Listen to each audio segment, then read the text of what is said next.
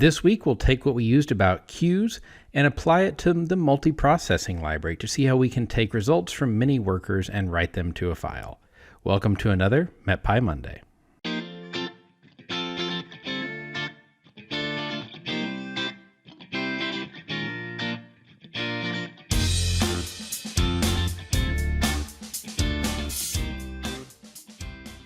Hello, I'm John Lehman, a software engineer for Unidata.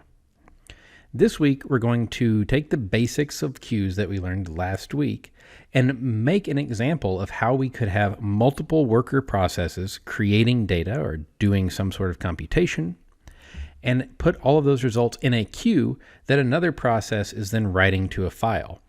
I mentioned last week that you can't just have each worker write to the file because they're not necessarily being applied in a synchronous manner. And when one has control of the file, another couldn't write to it, or you would get all kinds of crazy output. So what this is going to do is create a writer process that monitors the queue for messages, writes those messages to the file, and then it has sole control of the file. The worker processes just have to put things to be written to file into that queue. So let's get started. We're going to import Multiprocessing as MP. Now we're going to be using multiprocessing, but I'm not covering many of the basics here. And that's because we already have MetPy Monday videos on the basics of multiprocessing. So check those out if you're not very familiar with the library. I'm also going to import NumPy and the time library. So we're going to define three functions: the writer, the worker, and the main function that actually runs the whole show. So first, let's define the writer.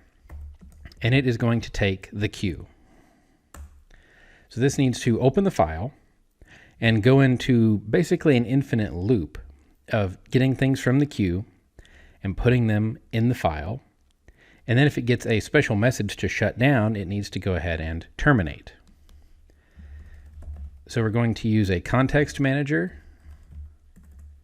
So multiprocessing output.txt will be my output file. I want to open it in write mode. And I'm going to open it as the file handle f. Then I'm going to use a while one or while true loop. This is basically an infinite while loop. The message is going to be, and I'll use a little bit more descriptive variable name here, queue.get, and then we're going to take that message and write it to a file. So we'll take our file handle and call write message, and I'm going to call file.flush. This will just make sure that gets written to file since we don't know at what point it's going to be terminated. Now with the context manager, we shouldn't really need this, but I like having that flushed every time we go through this so I can follow the tail of the file and see exactly what's happening. So I also mentioned a shutdown message. Right now, this function, once we call it, would tie up a process forever and never terminate. So after we get the message from our queue, we need to check if it's some special message. In this case, I'm going to say if the message is equal to shutdown, then we're going to break. So that gets us out of that while loop, and this function would then terminate.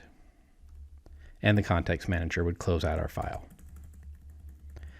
Okay, so there's our writer. Now let's define a worker. Now this could be getting data from a website. This could be doing a calculation or statistics on some data. This could be creating plots. This could be anything. But in this case, the worker is going to take a station and the queue, and it's going to do something. So I'm going to say print doing work for station, and then the station name. Again, this is using an F string or formatted string. So Python 3.6 and later, and we've done some videos on that as well. To simulate the work, I'm going to sleep for 5 seconds. And then instead of returning some value, I'm going to put in the queue the string station, comma, and then a random number. So we want a one size result, and we're going to take the only element out of it. And then I am going to use a new line to go to the next line of the file. If you forget that, all of your results will be on one line, and you'll quickly see what happened. So that's all that's in our worker. So now let's go ahead and define the main function, where all the magic happens.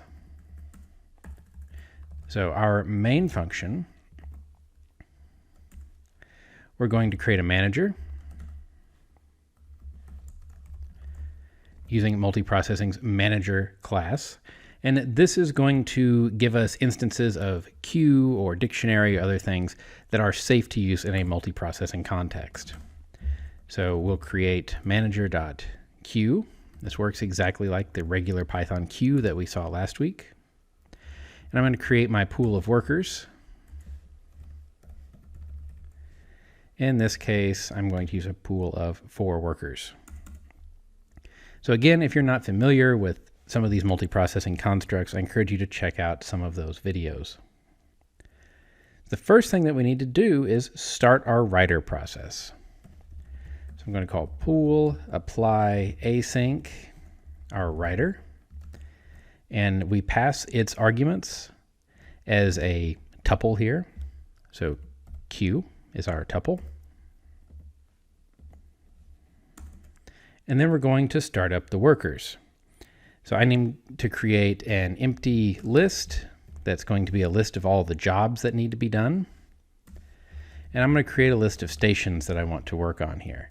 So I'm just going to make up some station abbreviations here. And we'll make up a few, so this takes a couple cycles through our workers to run.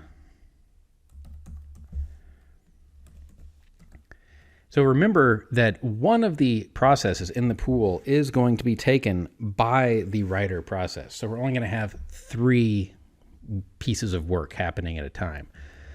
Given that in this case, the writer is not going to be that busy, maybe you want to up the pool size to 5 or more. In this case, there's really nothing going on. It'd be like waiting on a web server or waiting on some out-of-core computation.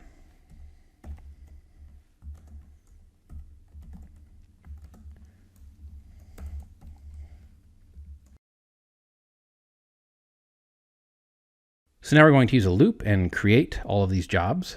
So for station and stations, job equals pool.apply async our worker. Remember, we pass arguments to this worker function as a tuple. So it takes a station and a queue. And then we're going to append that job to our jobs list. Now this is a little bit different. If our function returns something, we can use job.get to get that return. But we need to actually go ahead and do that anyway, even though we're not returning anything. So for job in jobs, job.get, because that blocks this next line, which is going to shut down the writer. So queue.put, we put in our shutdown command into the queue. Then we go ahead and close out our resource pool and join. So the reason, again, that we had to have this here is otherwise, once all of these jobs get created, we put shutdown in the queue and the writer shuts down before any of these processes actually get a chance to run and put other things in the queue. So this is just a convenient way to block that, though you could go ahead and get function returns here if you so chose. This is just a way to write asynchronously as things come in, as opposed to collecting all of the outputs here. So the last thing we need to do is, right now if we run this script, notice we're in a script, not a notebook, nothing's going to happen because we've just got 3 functions. None of them are ever called. So we're going to use this protection of if dunder name is equivalent to dunder main, call the main function. So this just says, if this is the main process, if this is the thing that I have called the Python interpreter on, call the main function.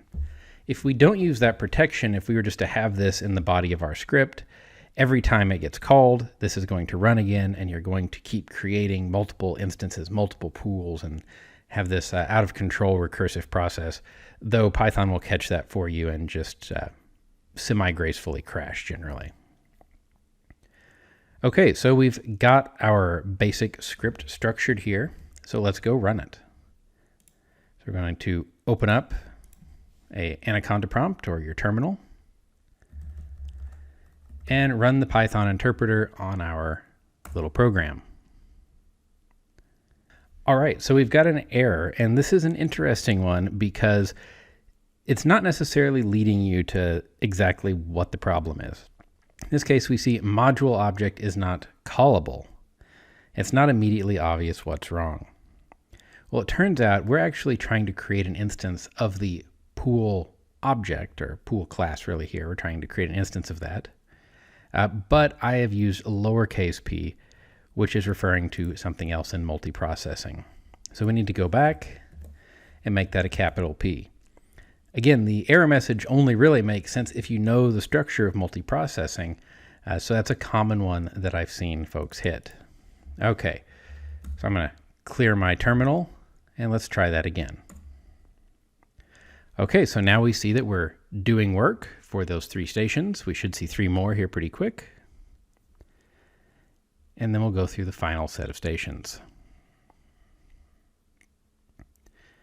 So these are all taking the same amount of time to run because we just have that time.sleep. In reality, things would get a little bit staggered, but our process has completed. So instead of taking 50 seconds to run, this takes much less time. Now, if we go back and look at the output of our multiprocessing output.txt file, we see we have 10 rows of data. So again, what's happening is each time the worker completed, it put something in the queue. As soon as that was put in the queue, this would run, write it to file. Once all of the workers completed, we sent the shutdown message to the writer, which caused it to break out of its infinite loop and terminate, and then the program ceases. So I hope that you found this useful, and this is a really nice design pattern to follow when you're making multiple connections or doing multiple data processing runs and want to write things out to file as you go. I'll see you on next week's MetPy Monday.